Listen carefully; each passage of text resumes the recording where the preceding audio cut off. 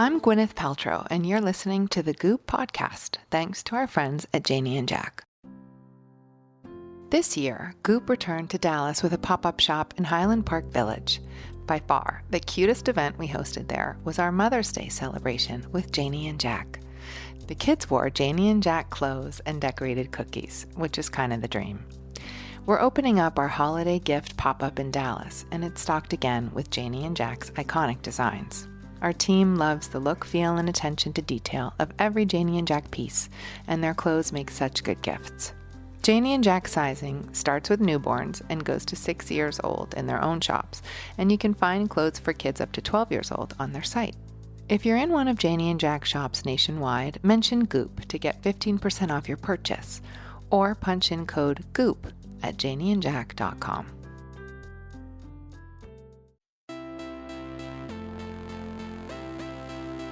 Okay, it's me again. If this is your first time listening, welcome.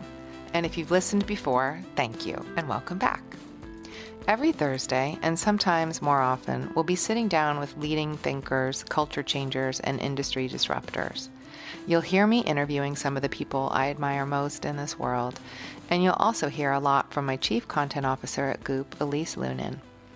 Today, I sat down with model, designer, and author Ashley Graham.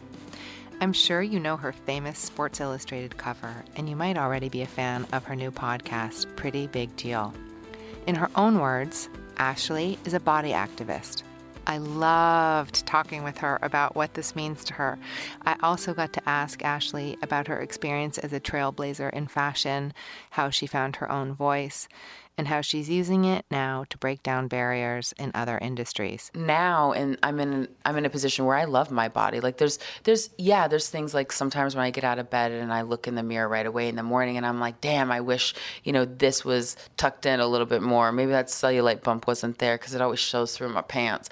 It's like, but that's normal. Like that stuff, for all the women out there who think it's going to go away, it's not going to go away. It's just there. It's how you deal with it. She's also one of the funniest people I've ever gotten to talk to. Now, let's cut to our conversation. When is this coming out? I don't know. Okay, great. Whatever you say. Great. I don't know. Whatever. Whenever I want. There's the tea. Oh, good. We got Thank tea. you so Thanks, much. Nora. Good, you guys can start. Thank you.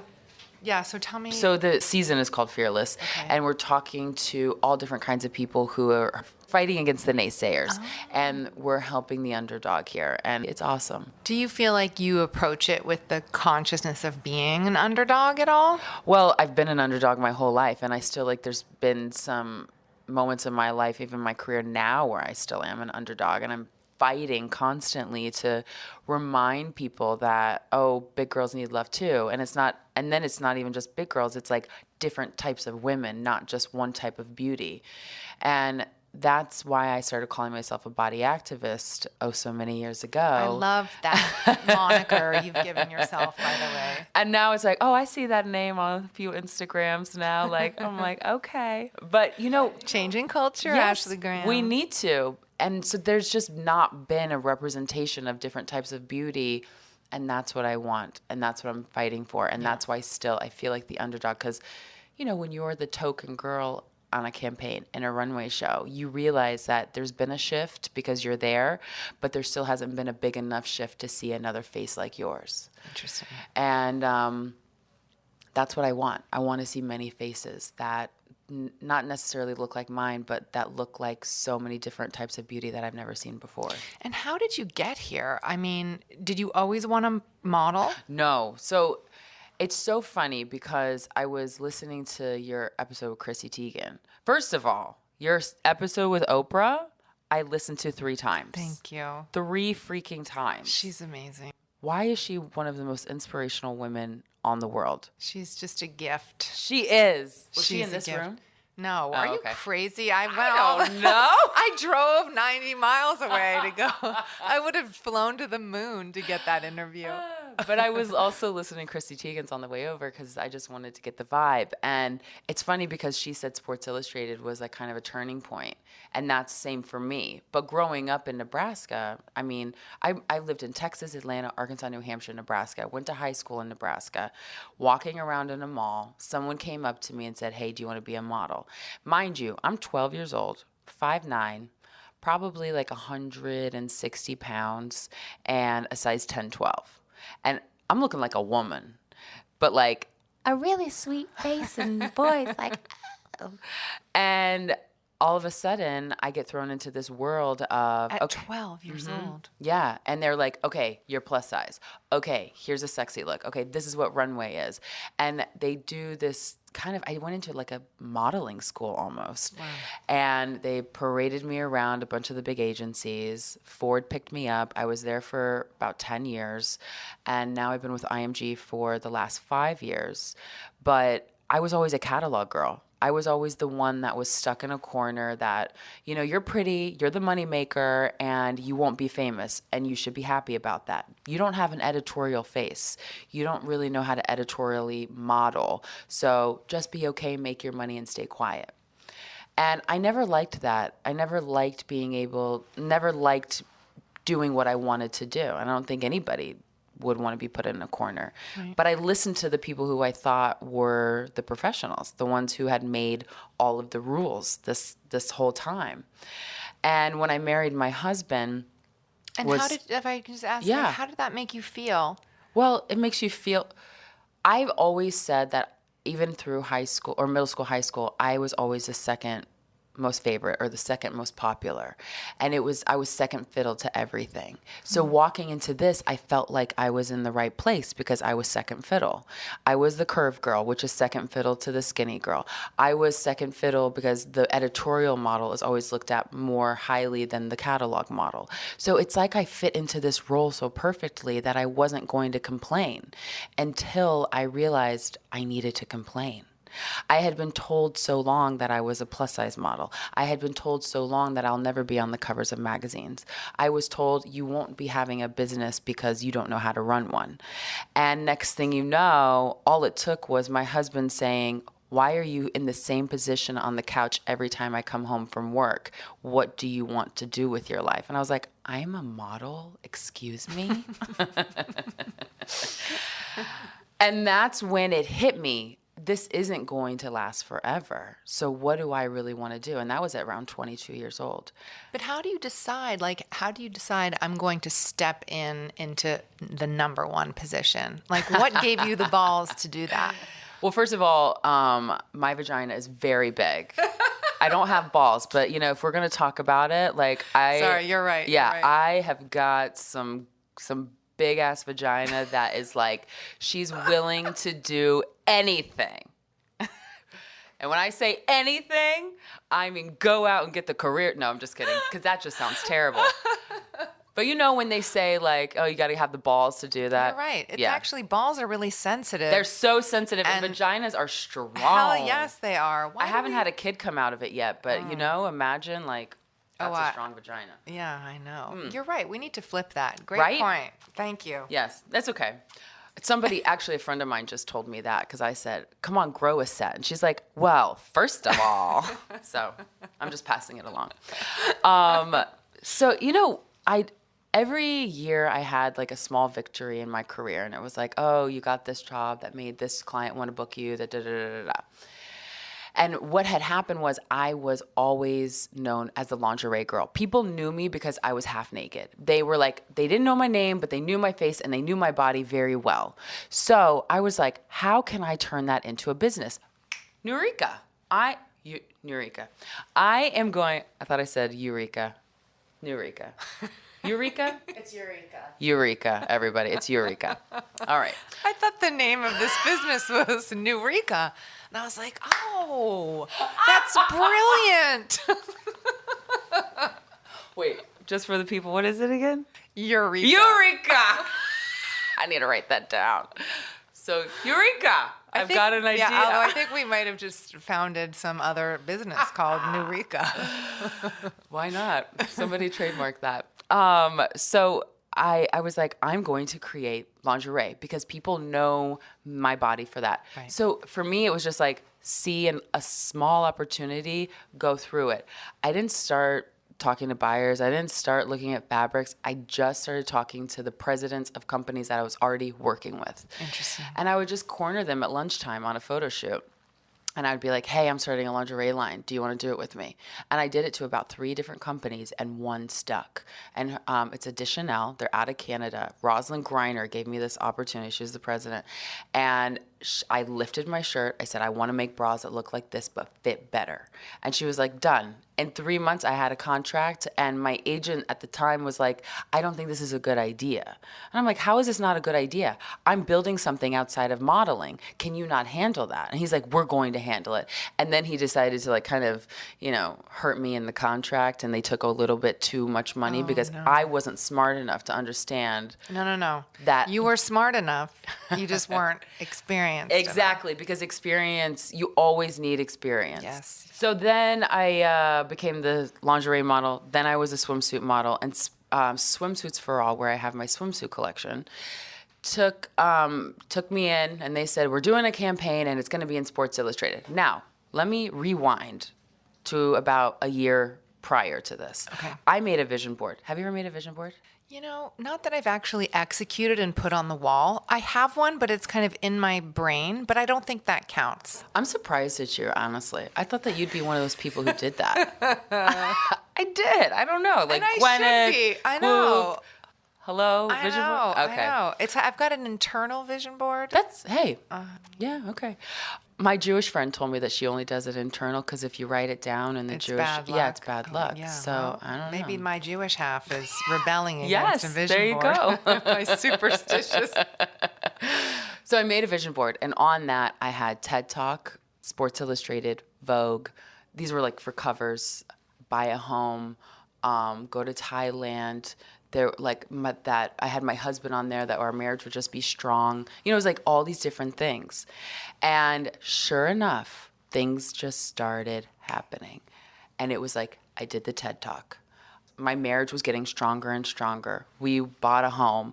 And then next thing you know, Swimsuits for All calls me, and they're like, we're putting you in Sports Illustrated in an ad. And I was like, Lord, you work in mysterious ways, but I'm taking this one. I'm taking it.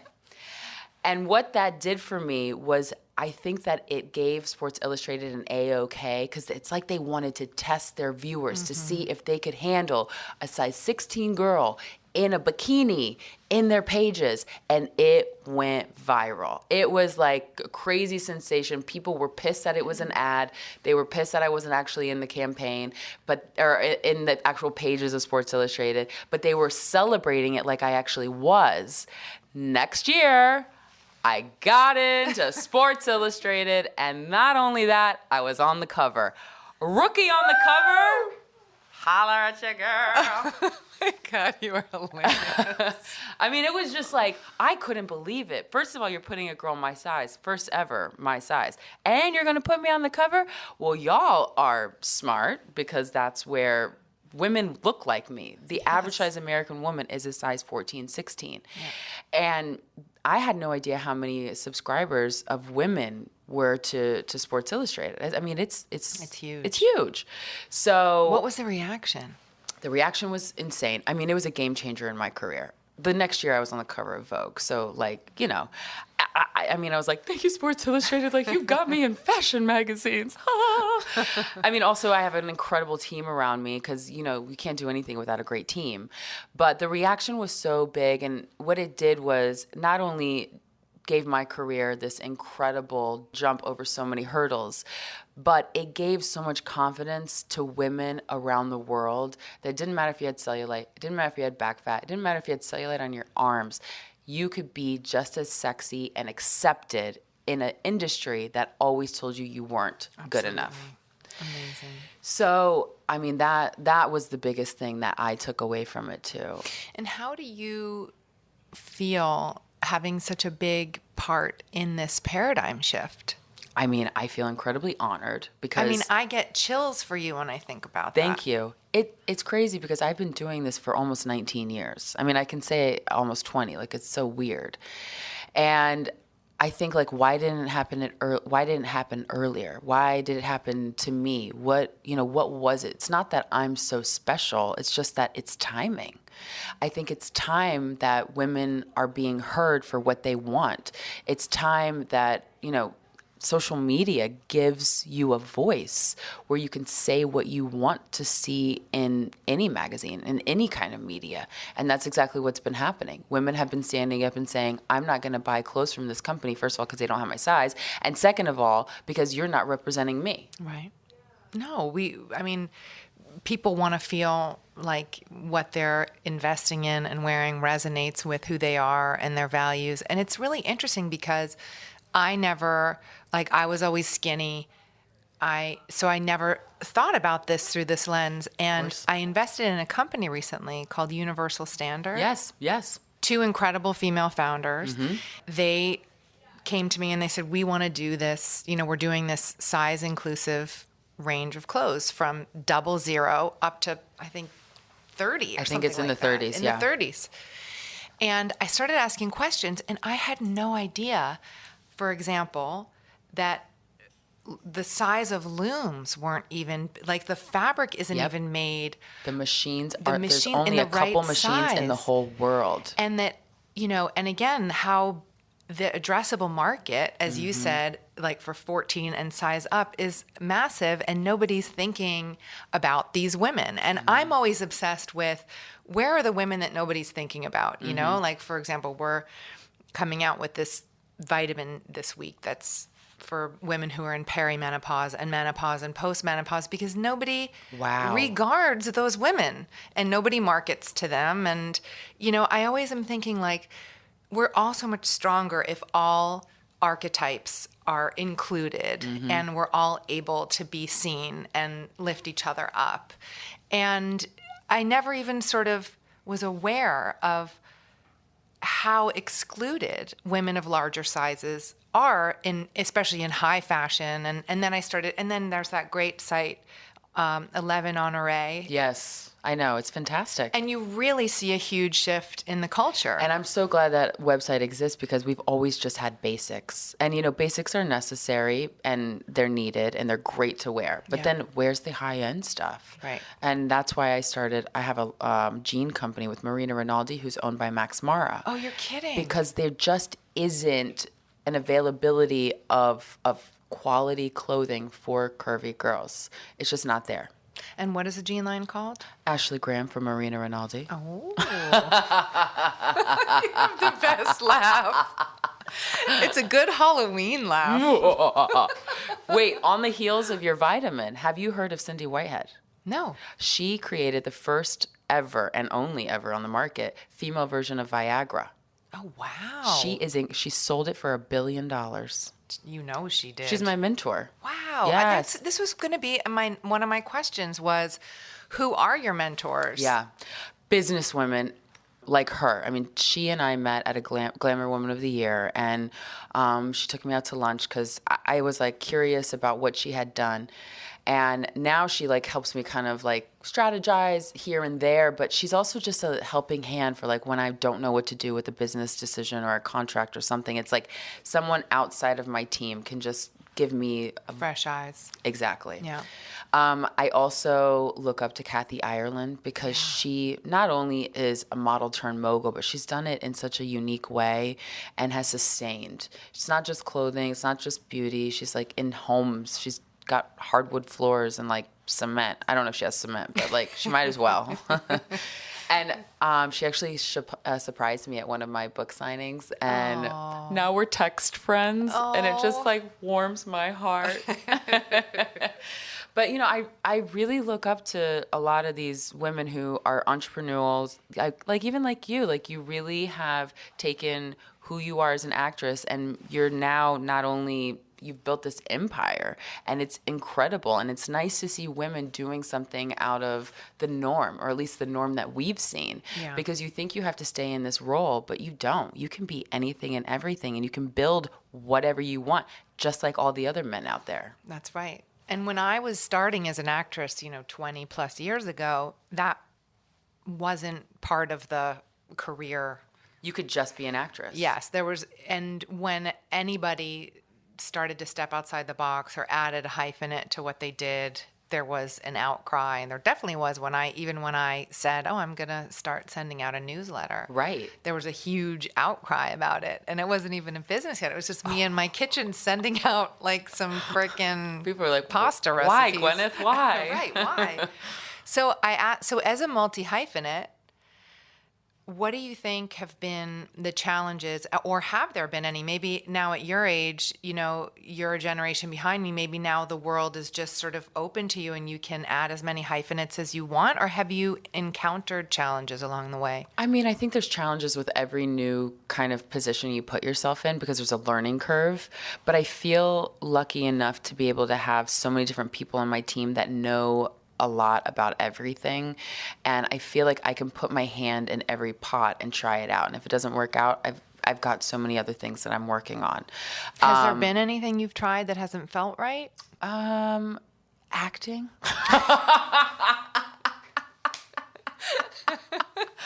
People are always saying, like, why don't you be an actress? You're so animated. Look, if the right part was written for me, maybe. Right. Like, if I didn't have to audition, that auditioning thing is so intense. It's scary. I mean, you go with the teacher, you think you've got it. The teacher, like, gasses you up, da-da-da-da-da. You go into the audition room, you think you did great, and then they call you back, and you're like, no, she just wasn't good enough. Oh my God. And it's like, good God. I mean, I know you know It's all hard. about it, but... Yeah. So I'm just like, no, thank you. But like writing the book, that was a therapy session. Right. And that was a learning curve. And I cried a lot through that. And then, having it be released and then talking about your life so much is like, wow, it's intense. And I think building the swimsuits and lingerie, the only learning curve was like, what does she want? And that has actually been fun because I've used social media. I get on Right. Twitter, Instagram, and I'm like, hey, what colors, what sizes? I need to know what So it it's is that you want. interactive. So interactive. Because that's the only way to do it now. Yeah. And I also tell these people, like, if I'm not going to wear this, we cannot make it. Right. It has to You be have to love it. wearable. Yeah. I'm not smacking my name on anything. I'm in the trenches. Mm-hmm. I think everything's just been a learning curve and a teachable moment for me. And my eyes have been wide open. And I've just been taking mental note after mental note. Do you feel energetically, I don't know how to quite articulate it, but when you write a book about your life and then there's all attention around it, or what does that feel like energetically for you? Do you feel that energetically? Because you're such a prominent person in popular culture. I think because I'm automatically such an open person, none of it affects me in a negative way. It just gets tiring having the same conversation. Right. What is that conversation? The conversation is, how do you feel so confident? How does it feel, or how do you feel about the word plus size? And how can I be a model, or how can I be confident? Those are the questions I get asked the most. And if you're asking me, how am I so confident? Why am I so confident? Because I'm in a bikini? Because I didn't retouch my cellulite? Because I haven't complained about my lower belly fat? I just talk about it and embrace it.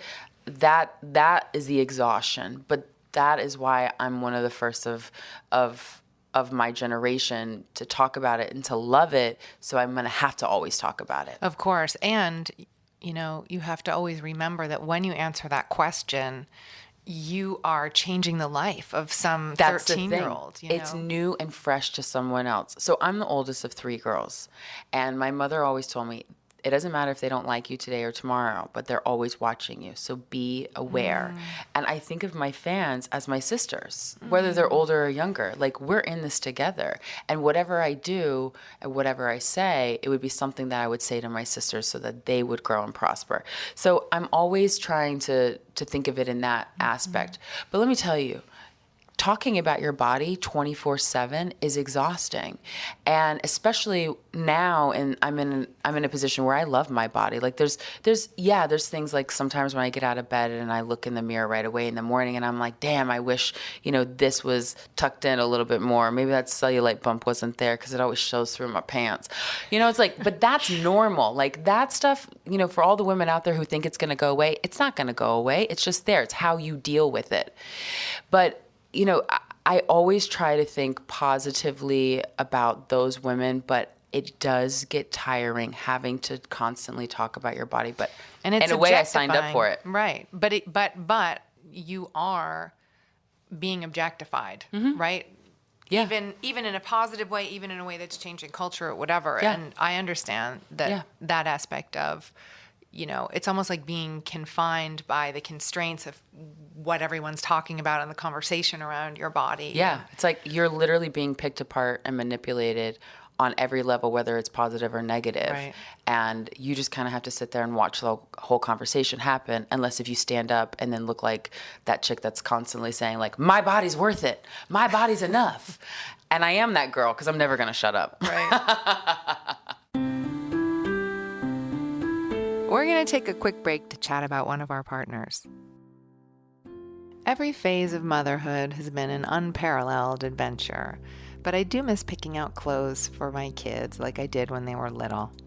There's something about tiny shoes, coats, and jeans that doesn't translate to teen and adult clothing. Luckily for me, there are a lot of moms in the Goop office with babies and young kids, and I have a few friends with little kids too. Shopping for them is the best. At Goop, a favorite place to start is the iconic children's brand, Janie and Jack. They're all about bringing a modern twist to classic looks. And they have everything from on-the-go playwear to adorable statement pieces. Their dresses, rompers, sweaters, and jackets are made with real attention to every detail. And as good as the designs look in their shops and online, Janie and Jack clothes are beyond cute when you see a kid wearing them. Janie and Jack starts young. You can find sizes for newborns to 6-year-olds in their shops, and online they go up to 12 years old. Get 15% off your purchase when you use code GOOP at janieandjack.com, or pop into a Janie and Jack shop nationwide and just mention Goop. Okay, let's get back to Ashley. So tell me about your husband. How long have you been married? We've been married 8 years. Where did you meet? Because it's a good story. Yeah, it is a good story. So I had been dating this terrible guy, and As we all do. Oh, right? We all have some of those. Oh my God. Mentally, physically, emotionally abusive. And then I hid our relationship for a year. So it was 2 years of agony, but I had myself in it because I just didn't know my worth. Got out of that, literally found my worth, but not in this, oh my God, I found my worth. It was more so I knew that I was a stronger woman for breaking up with him. And in feeling stronger for breaking up with him, I was like, what is it that I need to do to change myself so I don't get back into that situation? And that's brilliant, by the way, and very rare for someone your age at the time to be able to have that kind of insight. 21, 22. That's 21, astonishing. 21. So I was about 40. Girl, it's everybody's got different times. It's all good. So, and in that aha moment, I was like, my problem is I keep giving it up too soon. I keep having sex too soon with these guys because I grew up very Christian. And one of the things my mom said to me growing up is, if you have sex, you're going to die. If you have sex before you're married, you're going to die. Thanks, Mom. Yep, that was great. Great advice, Linda Graham. I didn't die, but I did have a lot of sex. And in that, I realized I'm giving up my power, and I'm giving up a little bit of this power to each of these guys, and I'm letting them control me. Not constantly control me in every action, but they have a certain control over me. And do you think it's because there was this great import placed on sex for you that you felt like you were giving away some giant thing to these guys? Yes, because in a Christian's life, you're supposed to wait till you're married to have sex. Right. And it's kind of the thing that you're supposed to save, and it's this holy moment, da-da-da-da. But Which I didn't it do is, that. by the way. It is. It is. I think you come to see that, right? As you get older, 100%. As you get older. When you have sex with your eyes open, that's deep. I couldn't do that for a long time. Yeah, I the only person I've ever done it with is my husband. Yeah. And it's so intimate. Me too. But I have intimacy issues, but I'm working on them. Well, so I did too, because my dad was just the breadwinner, and that was it. I didn't have a relationship with him growing up. So I was always seeking male attention. Right. I always wanted an older brother. I always wanted a boyfriend. I always wanted some guy talking to me to feel worthy. Right. So I figured out my issue at 2021. And that's when I decided I'm not going to have sex till I'm married, because I was like, let me figure out if this Christian thing is like really the jam. Interesting. And for me, it was. And I weeded through asshole after asshole. And sure enough, I'm in church, because my mom made me go to church again because I had this little issue with some tequila. And I showed up at my agency a little drunk. And my agent told me if I didn't clean up, I was going to be kicked out. So wow. My mom said, rehab or church. And I was like, I'm not an alcoholic, so I'll just go to church. And so she said, I have to go 6 times in order for me to like feel like if it's right or not. And I went 6 times, and then boom, I just ended up staying.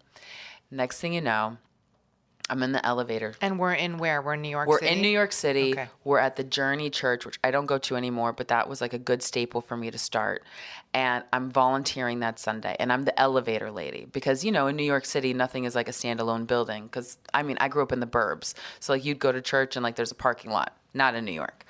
So I'm the elevator lady. I've got a handful of candy, or like a basket of candy. And these 2 good-looking black guys come in, and the elevator's full. But for some reason, we're locking eyes. And the one guy says to the other guy, if you don't talk to her, I am. And I was like, I blushed. And the next thing you know, Justin, my husband, was the one who stayed in the elevator. And we rode the elevator up and down, and I tried not to talk to him. I was like, this is mad awkward. Like, we're riding the elevator alone, going down. And he was like, so what do you do? And I just kind of like brushed it off like, I'm a model. And he rolled his eyes, girl, like, oh God, she's some Facebook model. Because I had just gotten on Facebook. I don't think Instagram existed yet. Maybe it did, but nobody was on it. And sure enough, he found me on Facebook and was like, hey, elevator lady, I like how you push those buttons. This is your security guard. And I was like, oh, he's funny. Great. I love funny. So then we had this back and forth of like elevator, security guard. And he asked me out for coffee. And when he asked me out for coffee, I was so nervous, but we had so much fun. But the thing that sucked was he didn't pay for the coffee. So I was like, great, I have another cheap guy. It was like $5.25 freaking cents. And he didn't pay. And he said that a man always appreciates it when a woman attempts to grab her wallet.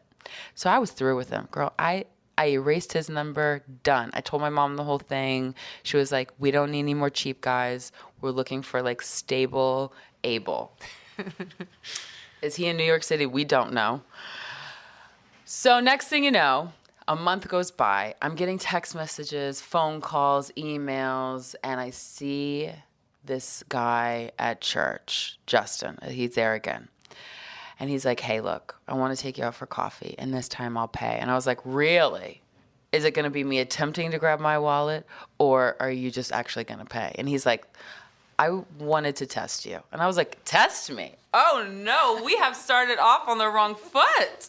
Jesus be a wheel. And Jesus was a wheel because he said, I have been taken advantage of, and I have had women use me for a steak dinner. I don't want that. I'm looking for a wife. And I was like, whoa, you're a very serious person.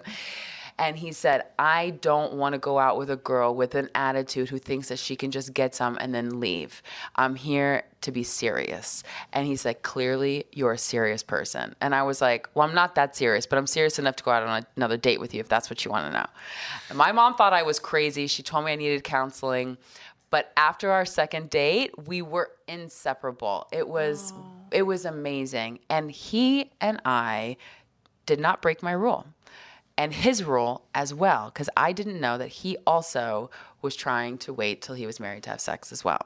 We didn't go into this as virgins, but this was a pact that we had made separately. And when we met, boom, we were both going into this without having sex. So the first time you had sex was after you were married on your our wedding wedding night. Oh my God. I know. I have to tell you, this is in all my podcasts, this is the only time I've cried since Oprah. Thank you. That is It the was so sweetest special. story. That's But amazing. we dated for a year, and what we got to build together was a friendship, communication, trust, and responsibility for each other. Because as you know, in a marriage, it's one of the most selfless things that you get into. I mean, maybe motherhood's a little bit more selfless, but you have to put this other person first every single day in order for it to be a strong marriage. What's your philosophy about how to do that? I think something that helped us and that we did, we're such dorks, we read the 5 love languages on our honeymoon. Oh, yeah. And we realized we're complete opposites. We were like, dang it. What's yours and what's his? His is physical touch and time spent, which I think a lot of men are that, either one or the other. And mine is acts of service. Mine is gifts. Your gifts? I'm that freaking shallow. I don't meet people like you very often. I know. And I'll tell you something. I didn't know this about myself. And Brad, my husband, he said, you can be having the worst day of your life. And if I give you like the tiniest thing, he's like, it's like nothing. He's like, you're so happy. That's so cute. And it's true. I really realized, and for some reason, I wouldn't have thought that of myself either, but that's mine. But maybe it's because it's like you thought that person took a genuine interest in you for that second. That's why. It's all the thought behind it. Yep. That makes sense. I get it. I do get it. And that's acts of service too. Like you thought of me to get all that crap done that I didn't want to do, or to prep the evening for like a great night to have. Like It's like, wow. Right. So his is definitely not that, and mine is definitely not physical touch or spending time together. You're like, get off me. Yeah. I mean, I'm touched all day long on set, and I'm like, good God. And I don't need to hang out, but like if you want to, I'm down. So you are a riot. So, but that's the thing. Favorite person. So I think that in learning that about myself and him, that helped our marriage. And let me tell you, like first year was difficult. Second year was a little better. Third, our 5th year was our worst year. Interesting. It was the year where we didn't see each other very much. We were doing kind of like, he was in LA, I was in New York. We weren't talking because my career at that 5th year was like, whoa. On fire. Yes, because I think that's probably when I was on the cover of Sports Illustrated. Yeah, that's right, because it was 3 years ago. I've been married 8 years. Wow, done the math. And that's like, I mean, I was getting carpal tunnel. Should I take you in the coding room with that math? You want to go help the guys with an algorithm?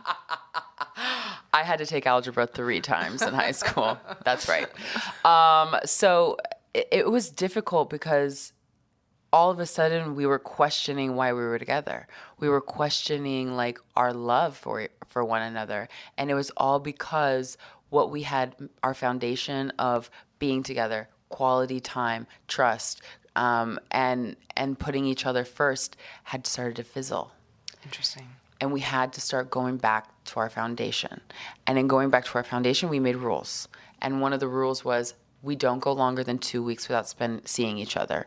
And if it's been a full 2 weeks, we spend a whole week together.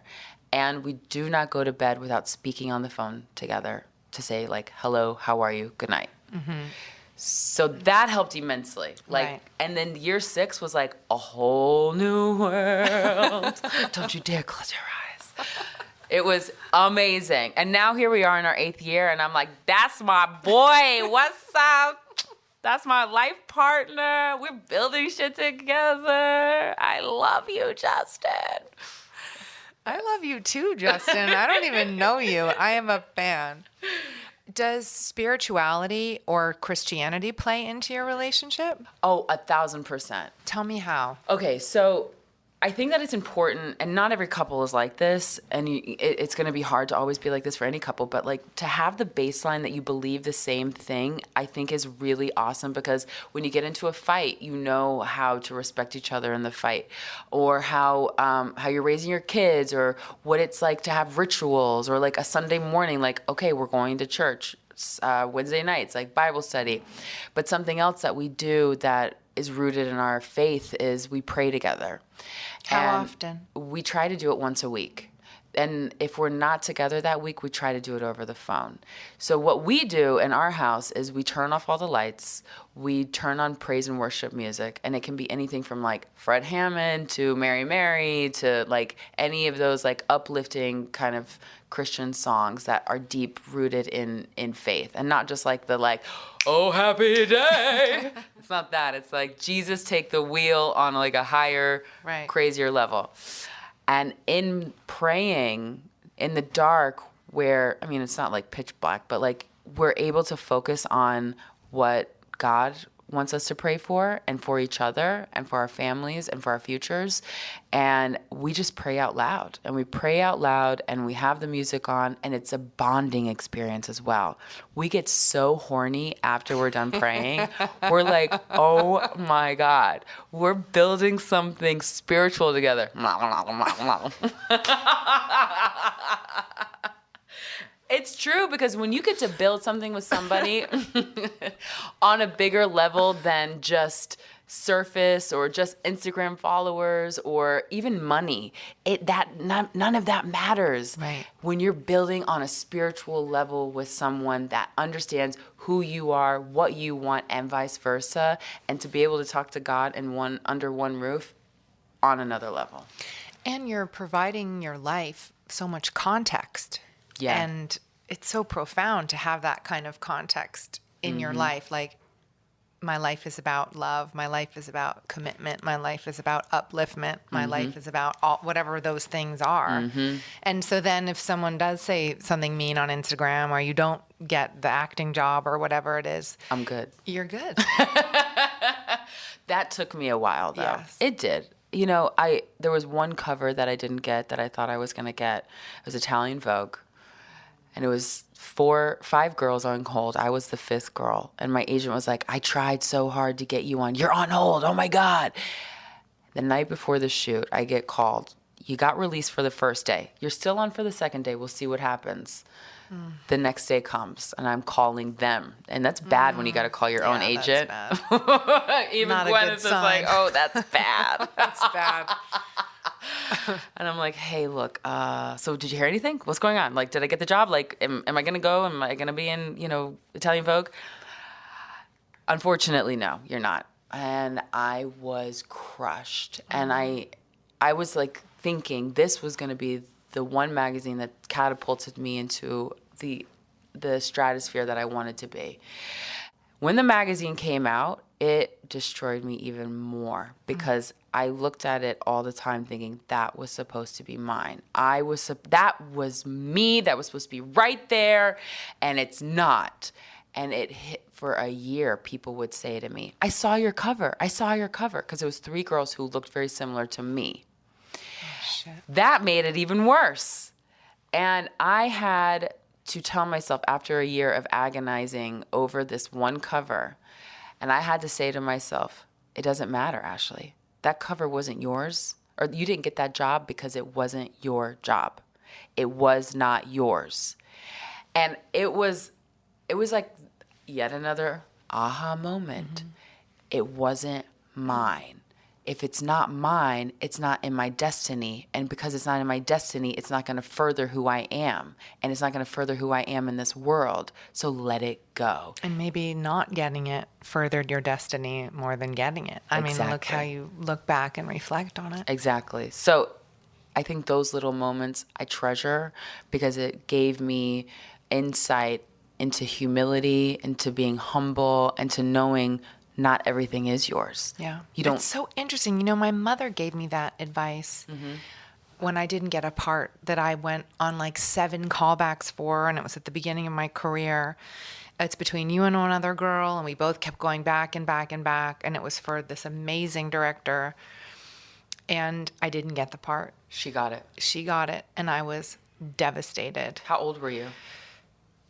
19 or 20. Yeah. So it was like, before, very early, that my mother said, ironically, the exact same thing to me. She said, Gwynny, if you didn't get the part, that means it's not your part. And there's going to be a lot of parts that are your part. So detach from it, Yep. let it go. It's hard to hear it in the moment. It is hard to hear it in the moment. But whenever anybody gives you advice like that takes you to the 35,000 foot view, it's such a blessing. And Thank you God. take it with you. I mean, you and I are still, I was 19 when I was given, and however many years ago you lost that cover. Yeah, that was like when I was 22, 23. Right. So it's obviously impactful. But what's so annoying about you is that you're the one who keeps teaching yourself all this shit. I think that my husband also helps. Like I don't know, he can see from bird's eye view also, and he's just kind of always in my ear. He's my number one support. That's the best. Agents, managers, lawyers, assistants, it's great, and you need it. But at the end of the day, when you put your head down and you've got that one person that's just like telling you, it's heaven. It is. And he is such a blessing to me every day. What does he do? He's a cinematographer, director. Oh, wow. Yeah, so he Amazing. gets it. Right. Which is great. I'm grateful for as well. Well, no wonder you both had, with work Yes. like that, long hours, locations, right? Yes, it's a lot. It's intense. But now, I don't know. You now it figured it out. works. Yeah. Rules are important. Yeah. Yeah. Structure.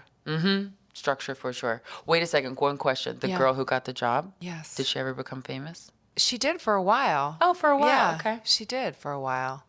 I mean, I guess she's still famous, but not like it wasn't like Julia you. Roberts. You know what I mean? Or Gwyneth Paltrow. Famous. Oh, please. Wait, so do you want to have children? Yes, I definitely do. I think in a couple years, I'll get off of birth control and then just see what happens. Great. I don't think I should put a time on it. No. Right? How old were you when you had your first? I was 31 when I had Apple. Are you so glad you did it then? I'm so glad I did it then. Yeah. And I was 33 when I had Mosey. Oh, Mosey. Mosey. It's so funny to see like moms talk about their boys. They're like, they gush. Forget it. Aww. Forget it. It's really incredible having children. I mean, again, like talk about something that brings context to your life. It's funny. My son's like a very deep thinker and feeler. Really? And last summer, he got very down all of a sudden. He's 12 and he's got a lot of hormonal changes happening. And I said, "You look so sad. Are you okay?" And he said, "I just realized that there's really no point to life. Like, I don't understand what the point is." Whoa. And I was like, wow, okay, so how am I going to answer this as a mother? Like, what, he's like, what is supposed to bring your life meaning? And it was so interesting because I was flooded with this feeling, and I was like, well, there's going to be a lot of things in life that are going to give your life meaning. Nothing's going to give your life meaning the way that you have given my life. Like, when you become a parent, something happens in terms of the way you perceive the reason you're on earth that's incredibly profound. But I think if you want to. Yeah, I want to. I want at least one. But then one of my friends who's an only child was like, you can't just have one. You have to have two. Look at me. I needed a brother or a sister. Everyone has to do it in their own way. Yeah. And I think also every child has their own path too. Well, that's true. I know that. They really, yeah. Between me and my sisters, geez, little ways. Are you very different? Oh my God, we're so different. We're like, my middle sister is really sexy and like just beautiful, but like in an interesting way. My baby sister and I are very similar, but she chose the like Nebraska life to be a stay-at-home mom, and like her husband's a beekeeper. I love that. I know, they're adorable. And then I am like, wild and crazy and like say whatever is on my mind and run around the house butt naked. What do they make of you and your success? They're so happy for me. And they also are like, God, it's so annoying when I'm walking around and someone says, "Are you Ashley Graham's sister?" Do they look that much like you? I mean, we do, but like they live in Lincoln, Nebraska. Oh, right. There's not much too many else going on there. Oh, I see. I mean, I've never been to Lincoln, Nebraska. I have to say Lincoln as a whole is a great place to raise a family. Nebraska is top 5 happiest states in America. Would you ever move back? No, there's no diversity. Oh. If you think about like our kids going to school, they would probably be like one of 5 black kids in the school. And that is not something that we want. We want our kids to be raised around other black people so that they don't have identity issues. Because, it's already going to be one thing having a white mom and a black dad that we're going to have to talk about. But also, being raised only around white people is not something that we want to do. Interesting. Yeah, race is a huge conversation in our home. It's a constant conversation. In what way? Well, I think, Justin has always been very, very conscious of being a black man and like what that means to him. And his grandfather walked with Martin Luther King in many of his marches. And so being a black man has always been a center of his conversations when it comes to like how he was raised in his family, being a Christian, being a black man, all of these things. And so when I came into the family, and his sister is very similar, we had to have a lot of race conversation. I mean, this was like, I don't want to be ignorant to the fact that not only is my husband black, but my children will be black. Right. So I have to understand black culture as much as possible. I'll never understand the experience, but I want to understand so that I'm not the ignorant white mother. So when he came to my house for the first time, and I talked about this in my book, but it's so interesting because I did not want to announce to my grandmother that he was black because I didn't think that it defined him as a person, the color of his skin. And naive to me, my grandmother was not okay with it and could not look him in the eye. No. And did not want to speak to him and told me, tell that man I said goodbye. And still to this day, I took Justin on a drive right after because it was an intense moment. I'll say. I took him on a drive just to get him out of the house, and he said to me, and I'll never forget this quote: "Racism is never surprising, but it's always disappointing." Mm. And if I talk to any of my other black friends or family, they all agree with that statement because it's how they have to live their lives every day. Because we live in a white world. And I didn't realize any of this being a white girl from the Midwest in a privileged home, and I get into this newfound world where I'm like, wow, like I have been living a white privileged life and I've never educated myself on anything but what's been put in front of me. And so I've been opened up to a whole new world of how other people are being treated just because we have been taught to treat people differently because of the color of the skin, because of the way that they look, because of their exterior. So it's a constant in our home, and it's so enlightening. And I love having, because I love learning. I want to always be learning. We always want to be learning. Of course. Hopefully. Were his family accepting of you? Yes. Oh, to wrap up the story about Grandma. So Grandma and Justin ended up actually becoming best friends, thank God, before she died. Are you kidding? And it was because Justin, he is such a kind person. He was like, I'm going to overcome Grandma's like racist heart, right? Because let me tell you, my mother never saw a black person until she went to college at 17, 18 years old. And it was her first time. So that just like gives you just an idea of like how many black people at that time were actually living in Nebraska. And so my grandmother, I mean, who knows when she'd seen a black person for the first time. So then there's a black man in her home, and she had only seen what has been going on in the news or movies or, and he accidentally called my grandmother just to say hello, but it was on her anniversary. And my grandfather had just died. And he was like, I just wanted to call and say hi, and I was thinking of you. And she and him talked for over an hour on the phone and became buds. And then next time we were there, they were cooking together. And it's like, because he stepped outside of that, like, she doesn't like me, so I'm going to be rude back to her, box, and was like, I'm just going to throw all my love on Grandma. But that's so incredible that to be met with that level of resistance and choose to be the bigger person and choose to be loving. It shows Justin's character, because he was not about to let Grandma just like go off and think whatever she wanted to and generalize black people and put them all in one box. Mm-hmm. He's like, no. And not that they got to talk about race or being of color or any like that, but it was that she got to spend time with him. And I think it was eye-opening for her, like, because even in your early 70s, you're ignorant. You're not mindful of the world around you in some cities, and it's great to still be able to learn something. So that made my heart so warm. And then she died shortly after. So that was also really great. Like, they became friends.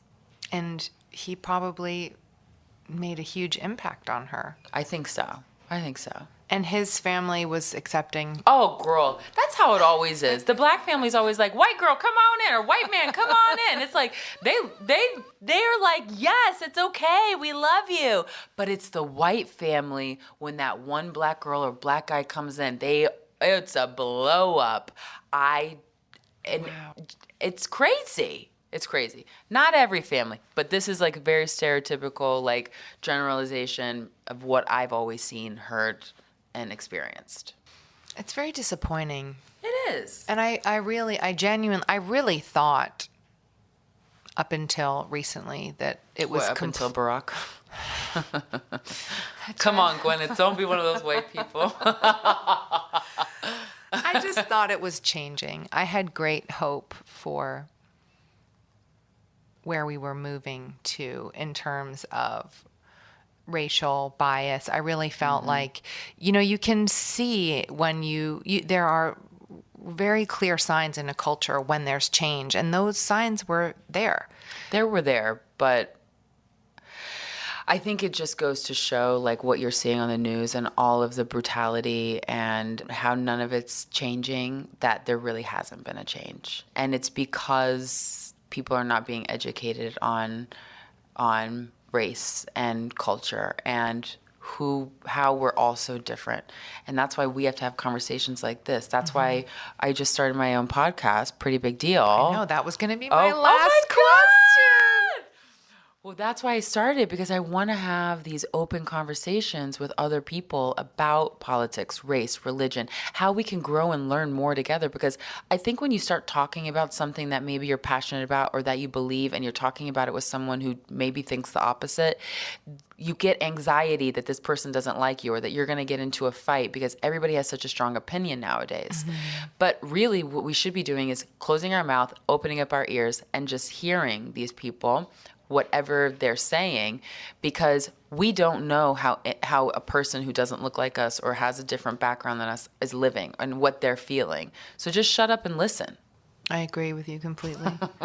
How many episodes have you recorded? We've got 8 episodes coming out for first season. Amazing. The ones that are out right now are Kim Kardashian, Gabrielle Union, Noor Tagouri, who's a journalist, and Lily Singh, YouTuber. All different types of women, all have something different to say. All the interviews are so different. It was so fun to be able to create something that has... I always wanted a television show. I always looked up to Oprah and thought, who hasn't looked up to Oprah? But thought, that's what I want to do. Like, I want to be able just to, like, talk to people, because I feel like I have a natural voice to be able to talk to anyone. Being from Texas, Atlanta, Arkansas, New Hampshire, Nebraska, now New York, it's like I could talk to a brick wall about anything all day long. So why can't I do that on TV? And that's what I wanted to do. I was like, okay, and I'm gonna start a podcast, and we're gonna put it on YouTube also. So you film it as well? We film it as well. Oh, that's great. Yeah, and it's barefoot optional. You cozy up on our big old chairs, and we just sit there. Gabrielle and I, we drank wine, and then I was actually kind of tipsy for my next interview. That's so awesome. It went a little rogue. I love when that happens. Right? So, yeah, I mean, it's just been so fun. So we named it Pretty Big Deal because I've always been called pretty for a big girl. Oh, right. And then I realized, I'm a pretty big deal for being pretty for a big girl. And everybody who's going to be listening is a really big deal. And everybody on my show is a pretty big deal. So why don't we just call it Pretty Big Deal? I love it. Yeah. I've been having a lot of fun. It's fun to do a podcast, it's right? It's really fun. Yeah. I mean, I don't film it because I don't want to put makeup on. Well, But maybe I should rethink that. Well, we do an after show. So my assistant comes on with me in the after show, and we discuss, and you can leave me a voice message on this Anchor app. And so I can hear like my fans' voices on this message, and then I answer their questions right there in the after show. You're so technological. Well, Remember girl, when you we got to met? keep up with the time. I know. Oh, yes, but I you're was- my tutor. Remember when we so met funny. and you literally showed me Instagram Insta stories Yes. and how to put those ears on and everything. And I was like your grandmother in the corner, like, I don't know how to work this. But that was last year, and that, Yeah. that was like Insta stories were like the new thing. I know. I'm still not that good at it. I need another tutorial with you. What were we just talking about? The last thing I Oh, yes, Anchor. Yes. So you can leave me a voice message. Anchor. And I don't wear, like, if I'm coming from an event, then I'm hosting the after show. That's how I look. But last time I didn't wear any makeup, didn't do my hair, because it's a real me.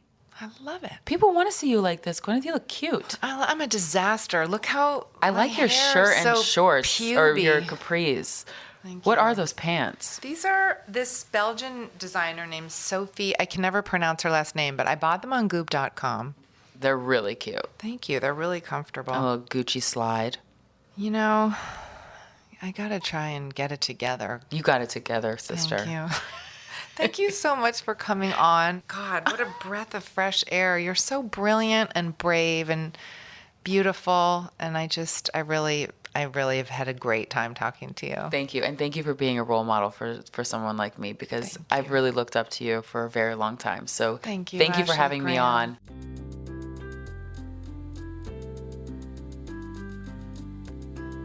I hope you enjoyed hearing from Ashley as much as I did, and you can keep listening to her on her own podcast, Pretty Big Deal. If you have a question you'd like me to answer here, send it over to Goop on Instagram or Facebook.